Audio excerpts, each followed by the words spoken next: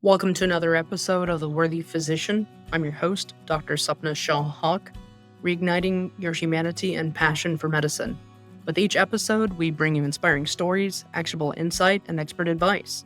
Get ready for another engaging conversation that could change the way you think and live. As a physician, your income is your greatest asset. Protect it with Pattern Life, the easy, stress-free way to find the right disability insurance. With unbiased comparisons and no jargon, Pattern helps you to choose the best policy for your needs. Secure your future today at Pattern Life. The link is in the show notes.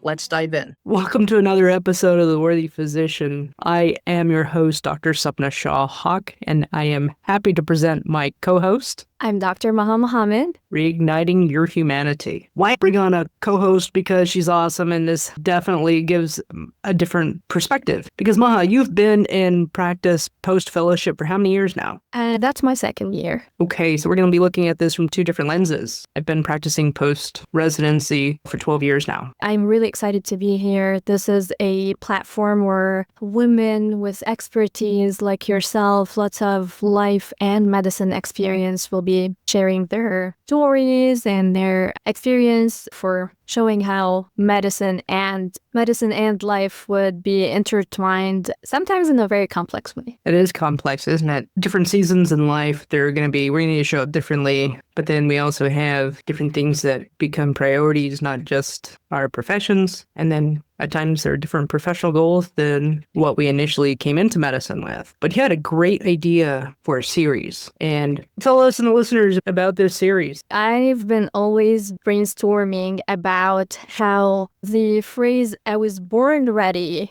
is just not valid at all. And it does not apply to any single aspect of one's life. Most of the times, we're just thrown into one thing, one situation, one life experience without a previous preparation, previous knowledge, and it just finds yourself having to go through this. So I was thinking about this idea of theories that I would like to call "I wish I knew this a long time ago," particularly when it comes to medicine. Where did we come up with this conversation, this phrase of "I was born ready"? Humans were some of the most fragile when we're born. We're so vulnerable. Absolutely. And readiness is definitely, just like you said, not one of the... No. We can't even walk for the first good year of our lives. We're completely dependent on our parents. And at some point in time, we lose that ability to be vulnerable. And you brought up a good question when you were designing this series. And we weren't really taught how to lead in medical school or residency or fellowship. But as soon as we become attending physicians, here we go. 100%. And it always starts with July 1. Where everybody starts as an intern or a resident, and then a senior resident, then a fellow. And this is the crazy day where you find yourself responsible for teams of interns, med students, sometimes international students who are visiting, nurses, social workers, and other staff. So it's really interesting to think about that we have no formal training to how to approach this. But I think if we start by breaking down this huge goal into smaller chunks, I think this would be the best way to go. So walk us through that. Break it down for us. Initially, what I'd like to talk about is leadership and oneself. That would be the first section of our talk. The second would be leadership and your team member. And the third would be leadership as a woman physician. Walk us through point number 1. What does that mean to you? What would you wish you would have known? I would start with, do you really know you before you start leading others? Do you know what are your preferences? What is your personality type? How do you communicate? All of those details, you need to tap into yourself and start learning that about yourself before you start approaching others. So one of the really interesting personality quizzes available online, and I encourage you to check that out, That's called the Briggs-Myers personality type. And there are too many personality types, and it breaks it down to, as you are an individual who has a special aspect of creativity, a special aspect of communication, special aspect of dealing with hard situations. So it's really nice, and it asks you a lot of questions trying to narrow down your personality type. So it's a very interesting place to start with. Why do you think that matters? I think it gives you an idea that not everybody is the same, and that the universe does not revolve around you as a...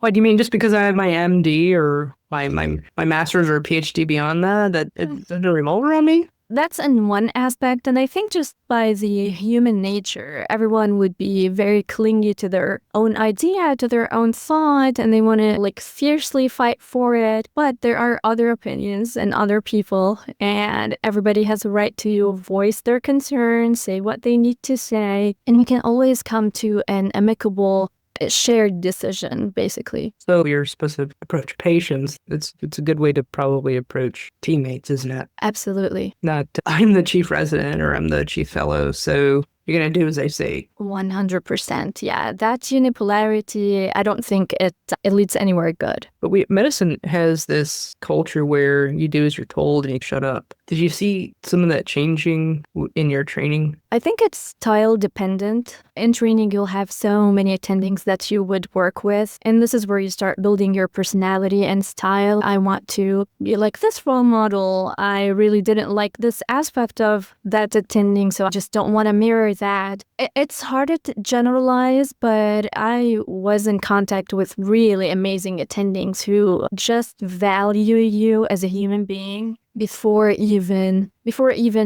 listening to other medical decisions, or how do you carry yourself, or that just genuine nice behavior that I think the more we delve into science and medicine, the more we detach from it. Yeah, it's at some point, it's almost as if we become too cerebral and we forget that the body, heart, and soul are really one. But circling back to knowing yourself, but Dr. Mohamad, when am I going to have time for that? That's good, because you'll always feel like you're bombarded with pages, with questions, with all of that family-related stuff. I think we have to carve out time for ourselves. This, if it takes anything, it'll take about 15 to 20 minutes, and we always have that. We would sometimes go into the thought that everything is urgent, like your life becomes like an ED, our department. This is not true. We need to breathe, calm down, step back, and try to prioritize this, because you carry this leadership notion and the skills with you everywhere you go, like in your family, in your marriage, in your communication with friends, in your communication with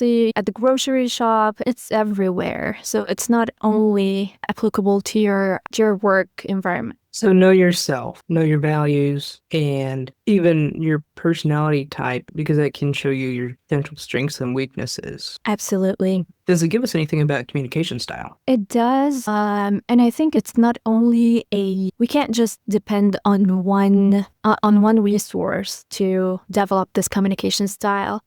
Different people have different personalities, different ways to communicate. So we want to try to be as neutral as possible, try to let go of our biases, to let go of our judgment, thoughts that we grow up thinking they are right. And I always think about stuff that we need to unlearn to learn how to do things better. Yeah, like in terms of communication, we have to be more flexible, teachable, open, clear, provide that safe and supportive environment, make sure that it's judgment-free. And I think this is where the collision of ideas and expertise starts, and this would make our environment way more rich. Couldn't agree with you more. And a lot of those things are going to have to be unlearned. Because again, it's at some point, the skills that we have learned about standing our ground and dying on a hill for every single piece of an argument has served to some point to get us career-wise, life-wise to where we are. But at some point, it also becomes futile and really dysregulating our sense of peace. Absolutely. Being that you're within your first 5 years of practice, like that's a huge learning curve because you've learned the medicine and now you have to learn how to implement that into real world. It's completely different in our broken system. How do you unlearn it? Ooh, that's a tough one.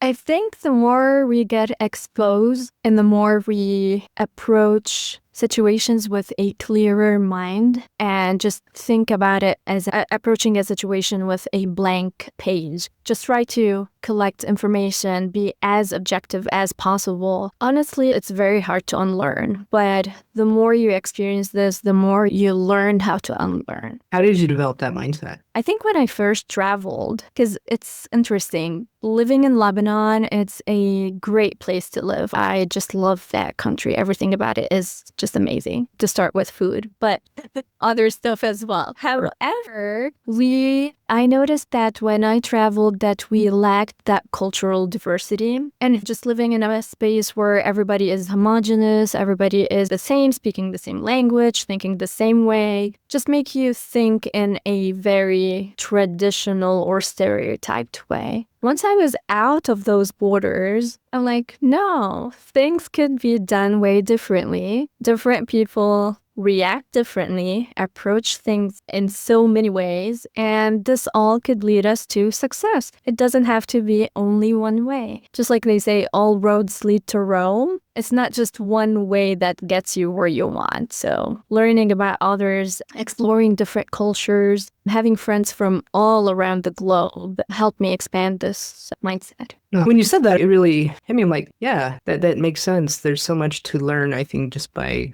interacting with our fellow human beings and getting out of our comfort zone. Do you know yourself? How do you lead and connect with your values, personality type, and communication style with your team? Stay tuned for the second part of our discussion, leadership and team. Thanks for tuning in to another episode from the Worthy Physician Podcast.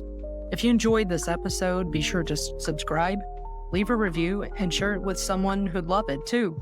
Don't forget to follow us on YouTube, LinkedIn, Instagram for more updates and insights. Until next time, keep inspiring, learning, growing, and living your best life.